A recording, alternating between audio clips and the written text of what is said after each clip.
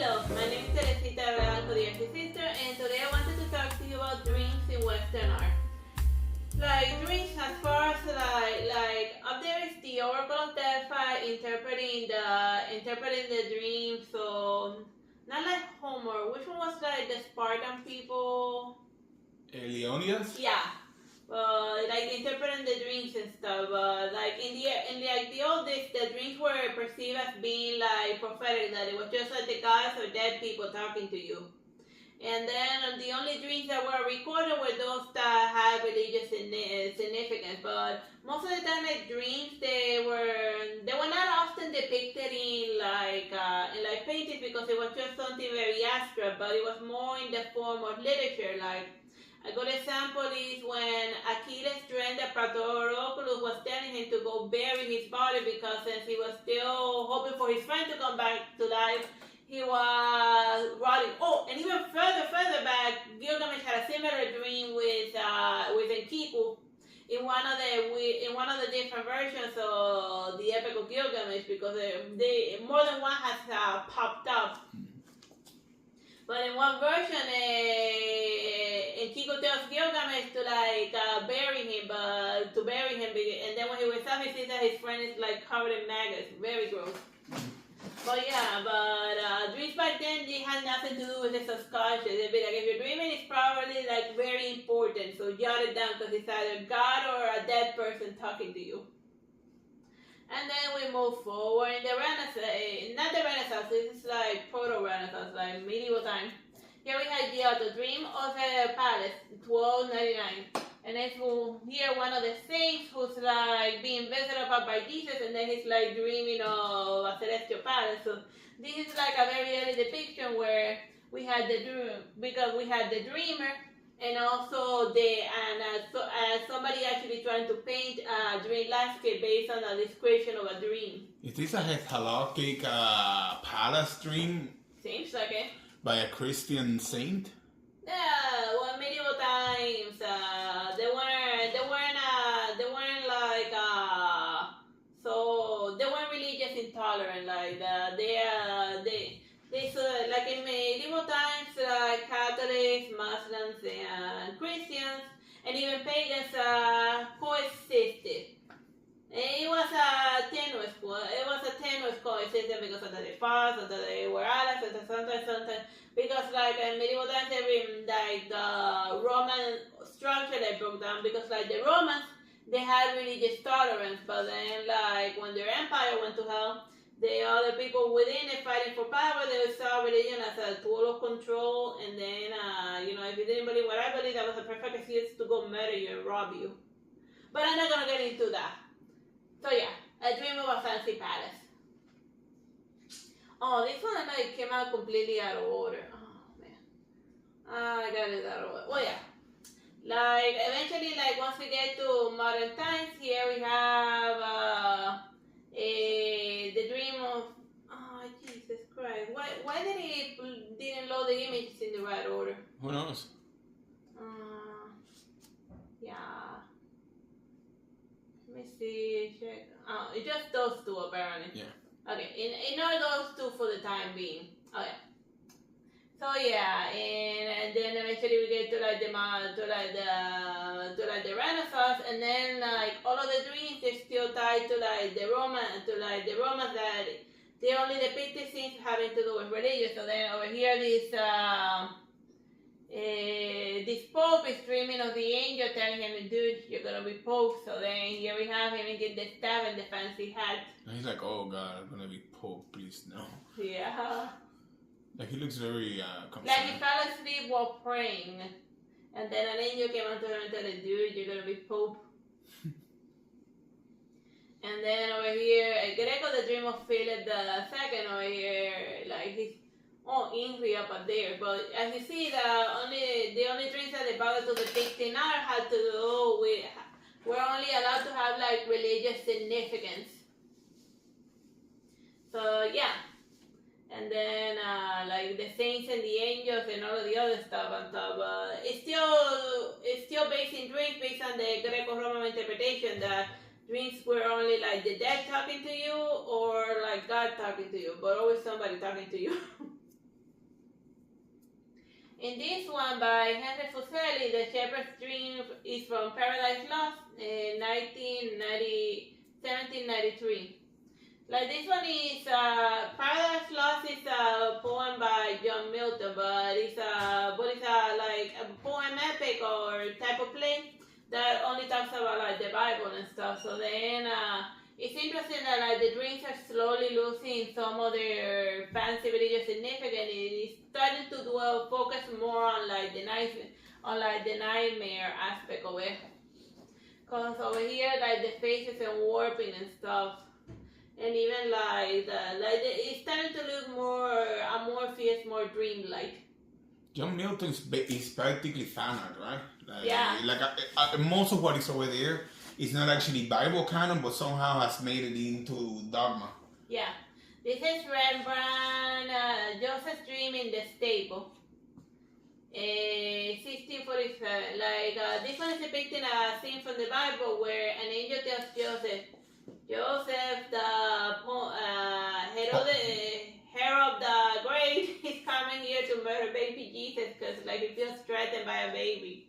So yeah, but once again it's an angel talking to someone in your dreams, having a prophetic dream of the future, telling you, do, you gotta hustle, you gotta go run away to Egypt. They're coming to kill you, man. Like go hustle. But yeah, but with the Three Mayors startled on you and told her about the Three Mayors startled. But yeah, you gotta hustle. And then over here is a painting of Murillo featuring Jacob's Ladder, 1665. Like the Jacob's Ladder is a dream that is painting a dream that appears in the Genesis, where Jacob is dreaming of the angels coming up and down. The ladder, and but it's also a type of religious dream. He just started in a fight with one of them. Yeah, like he wrestled them and that's how he got his nickname Israel, he who wrestles with God. I was like, you think we should do a wrestling one with an angel and Jacob? Oh God, no. We're already pushing a lot with doing baby metal. I don't think we can do religious folks can take a joke. Whatever. Hey, I can do a ladder fight. That's something that I haven't done yet. Okay, this is 1881, Gustave Moreau, The Dream Hunting the Mongoose. So then, here we have the main character over here dreaming, but then up here you have just two little bubbles of dreams. So I guess it's like an little picture of, how you see like those little cloud stuff and then over there. A thought bubble? A thought bubble or something. Like it's practically almost barely noticeable. I mean, that there was kind of like a mermaid with like a skeleton human leg. It's like, but it's barely noticeable what the hell's going on. So this is the first thought bubble in art? Yeah.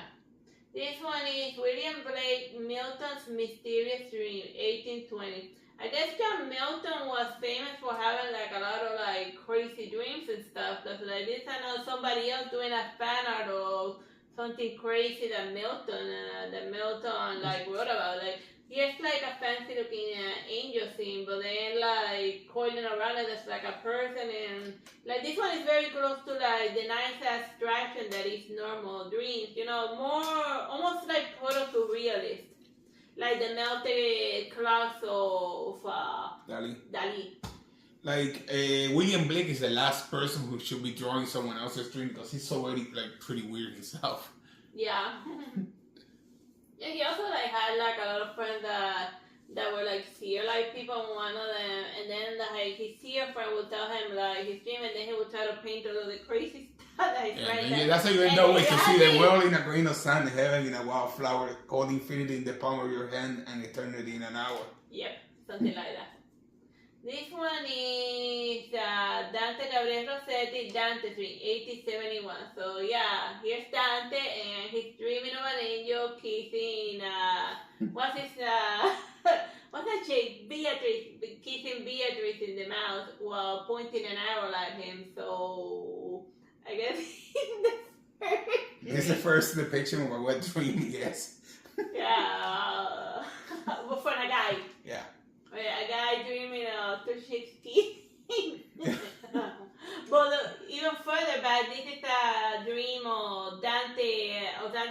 possibility of something that somebody wrote in medieval times while in exile. So it's a painting of a dream written down that's very ancient. Well, that is from the medieval ages. Yeah, people who say that George O'Keeffe was the first one to throw weird flowers hasn't looked at those flowers down there. Like, oh, this weird flowers. Oh, yeah. Like, those I think are one of those flowers that people get, amapola. Mm-hmm. Yeah, yeah, they get high with those. Yeah, I think those are the ones that like you get opium out of it. Mm. So yeah. He was high when he drew that, got it. Yeah.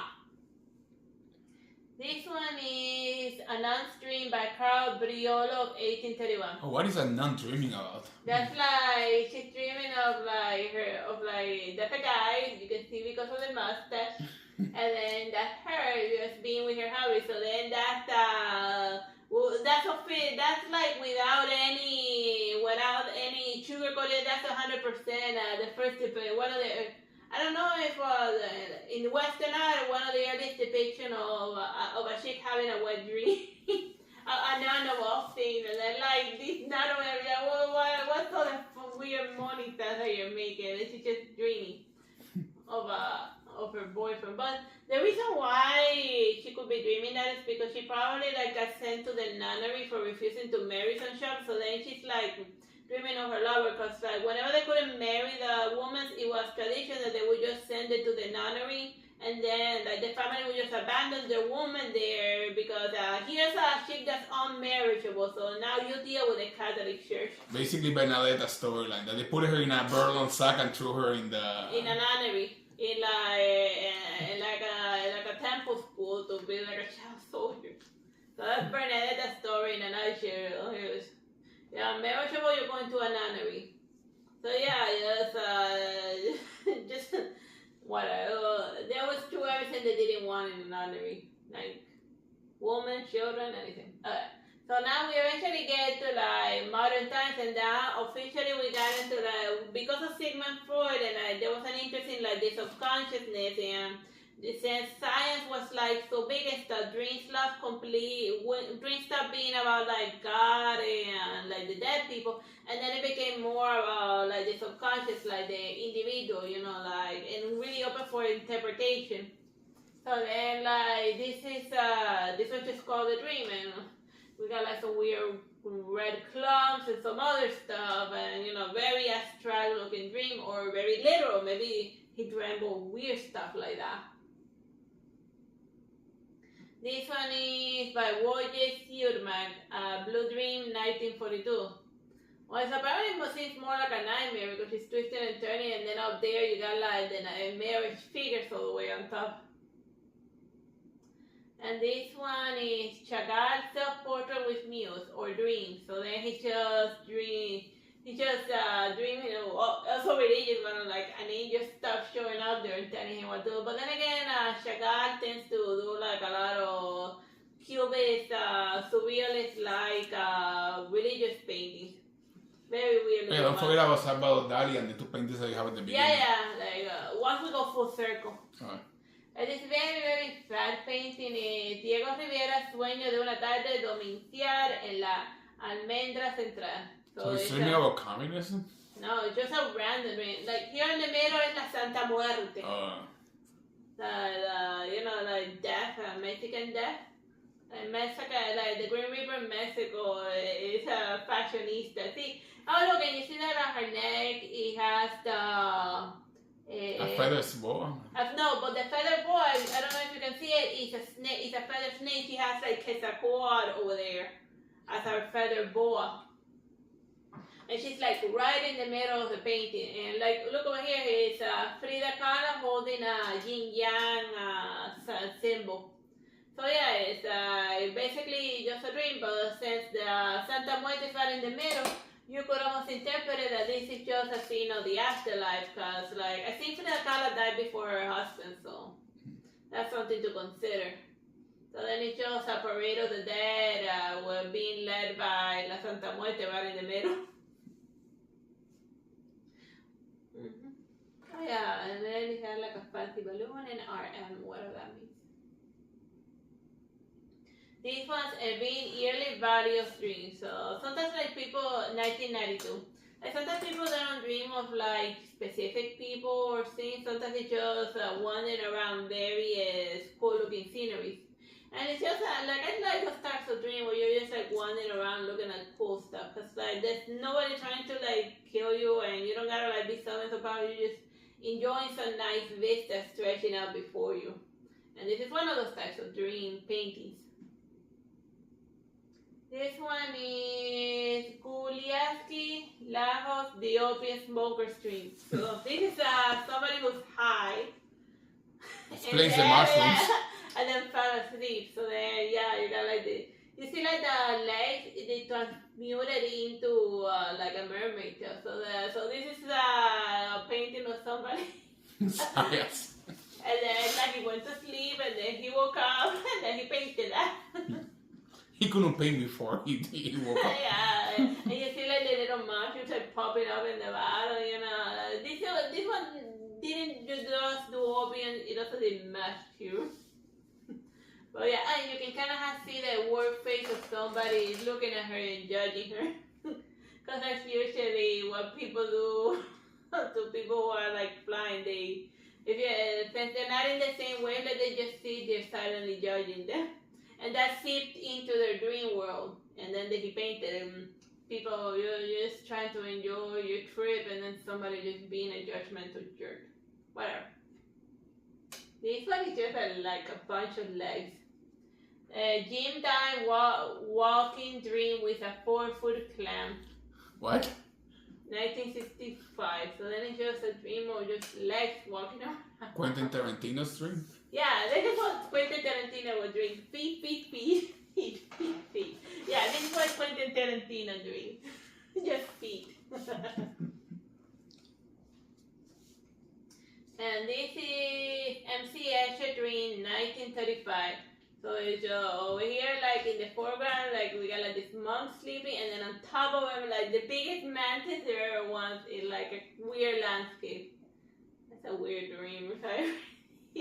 Well, some people they got like weird nightmares of like giant bugs landing on top of them and stuff, and then when they wake up, they have a roach walking in their face. Ah! Well, yeah. Like they also mix in there nightmares are even depicted even less, but you know. But I didn't want to separate nightmares and dreams because boy as the sleep of reason creates monsters would have technically been a nightmare, right? Yeah. This one is Parkley Strand Dream, 1929. So I guess we got like the Dreamer over here, and then that's a homunculus from Full Metal Alchemist. Yeah, and then we got like a moon and a red dot, or maybe it's depicting an eclipse. Just a moon, just a dream about a moon, a very strong dream about a moon.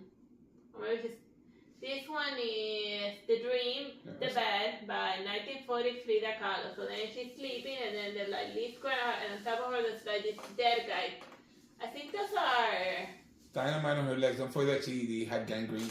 Yeah, her back was broken, and she got like some serious surgery that made it. She suffered like a train crash, and then like that really messed her up because like a pipe passed right through her, and somehow she survived all of that.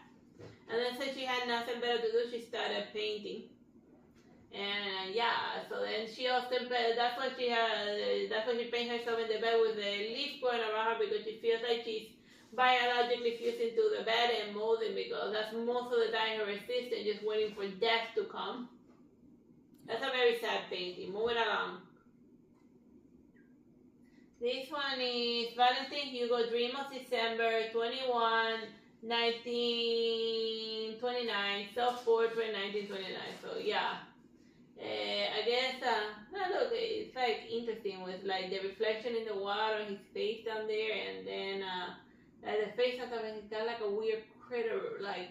Is that an eye? Yeah, it's an eye, but it's like, you see over here that it's like crashing right into, but like the eye's hands like warped into like a demonic claw thing, so. And then, like, it's another one you get like those dreams where like needles and stuff are like right under your skin, and then you're gonna like pull them out and stuff. Or even worse when there's a creature like tearing you to piece by piece.